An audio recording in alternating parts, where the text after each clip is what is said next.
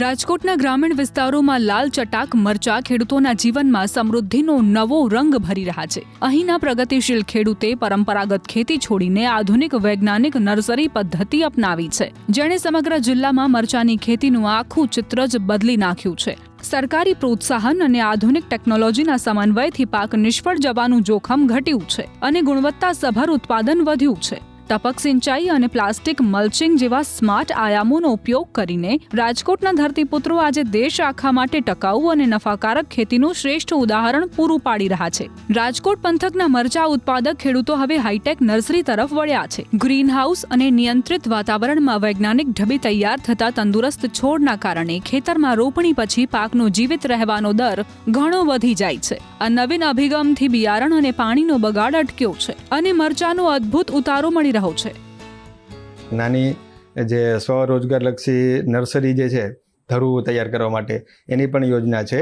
એમાં ખેડૂતોને આપણે યુનિટ કોસ્ટ જે 3 લાખની છે એમાં 65% સુધીની સબસિડી સરકારશ્રી તરફથી આપવામાં આવે છે, જેમાં સાથે ધરું રોપા તૈયાર કરવા માટેની કીટ પણ સામેલ હોય છે।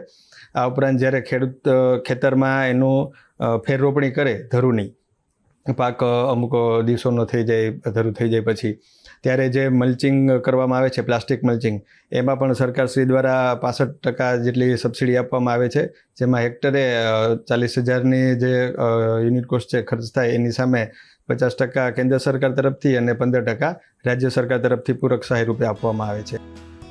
આ કૃષિ ક્રાંતિને વેગ આપવા માટે સરકાર તરફથી નાની સ્વરોજગાર નર્સરી સ્થાપવા કુલ ખર્ચના 65% એટલે કે અંદાજે 3 લાખ રૂપિયા સુધીની આર્થિક સહાય મળે છે, જેમાં છોડ તૈયાર કરવાની સંપૂર્ણ કીટ સામેલ છે। ઉપરાંત કેન્દ્ર અને રાજ્ય સરકારના સંયુક્ત સહયોગથી પ્લાસ્ટિક મલ્ચિંગ પેપર અને ટપક સિંચાઈ પદ્ધતિ પર પણ મોટી સબસિડી ઉપલબ્ધ છે।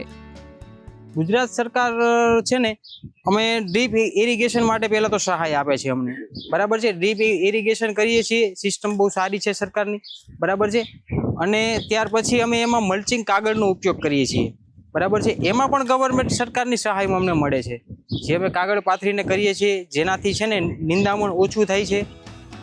વૈજ્ઞાનિક નર્સરી અને આધુનિક પ્રોસેસિંગ ટેકનોલોજીએ રાજકોટના મરચા ઉદ્યોગને નવી ઊંચાઈ આપી છે। પાકની ઉત્કૃષ્ટ ગુણવત્તાના કારણે બજારમાં આ મરચાની માંગ ખૂબ વધી છે। ખેડૂતોની આવક બમણી થવાની સાથે જ ગ્રામીણ વિસ્તારોમાં રોજગારીની નવી તકો ઊભી થઈ છે, જે સ્થાનિક અર્થતંત્રને નવી મજબૂતી પ્રદાન કરે છે। ગૌમૂત્ર બનાસકાંઠાના પશુપાલકો માટે કમાણીનું એક નવું અને સબળ માધ્યમ બન્યું છે। ભાભર તાલુકાના અબાલા ગામમાં સ્થાપિત દેશની આ સર્વપ્રથમ ગૌમૂત્ર ડેરી ગ્રામીણ અર્થતંત્રને નવી દિશા આપી રહી છે। દેવારામભાઈ પુરોહિતના નવતર સ્ટાર્ટઅપ પ્રોજેક્ટને ગુજરાત સરકારના આઈ હબ તરફથી 5 લાખનું પ્રોત્સાહક ફંડ મળ્યું છે। 2017માં રોજની માત્ર 50 લીટરની ક્ષમતાથી શરૂ થયેલો આ અનોખો પ્રોજેક્ટ આજે એક વિશાળ કમર્શિયલ પ્લાન્ટમાં ફેરવાઈ ગયો છે। વર્ષ 2024 સુધીમાં આ પ્લાન્ટની પ્રોસેસિંગ ક્ષમતા વધીને રોજના 10,000 લીટર સુધી પહોંચી ગઈ છે। હાલમાં આસપાસના 7 થી 8 ગામોમાંથી દરરોજ આશરે 4,000 લીટર જેટલું ગૌમૂત્ર એકત્રિત કરવામાં આવે છે, જે સીધો જ 70 થી 80 પરિવારોને મોટો આર્થિક ટેકો પૂરો પાડે છે। મહિલા પશુપાલક ભાવનાબેન રબારી આ પ્રયોગથી પ્રોત્સાહિત થઈને દર મહિને આશરે 7,000ની વધારાની આવક મેળવી રહ્યા છે। આ પ્લાન્ટમાં વૈજ્ઞાનિક પદ્ધતિથી ગૌમૂત્રને 55 થી 60 ડિગ્રી સેલ્સિયસ તાપમાને પ્રોસેસ કરીને તેમાંથી એમોનિયા, પોટાશ અને માઇક્રો ન્યુટ્રિયન્ટ્સ અલગ કરાય છે। આ પ્રોસેસિંગ દ્વારા જમીનની ફળદ્રુપતા વધારતું ઉત્તમ કક્ષાનું ઓર્ગેનિક ખાતર અને કીટનાશક તૈયાર થાય છે, જેનો પ્રાકૃતિક ખેતી માટે ઉપયોગ થઈ રહ્યો છે।